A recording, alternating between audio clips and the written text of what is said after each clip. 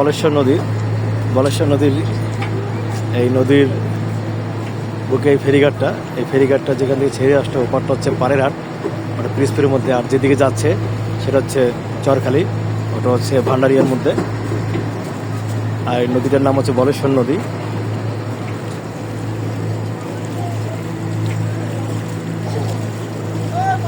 বিশাল একটা নদী,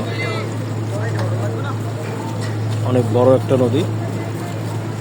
এই নদীটা বাংলাদেশের যে কয়টি বড় বড় নদী আছে তার মধ্যে এটি অন্যতম। অনেক খরস্রোতা এবং অনেক গভীরতা অনেক, আর সুন্দর একটি নদী, মনোরম অপরূপ প্রাকৃতিক পরিবেশ। এখানকার বৈচিত্র্যময় দেখলেও মন ভরে যায়।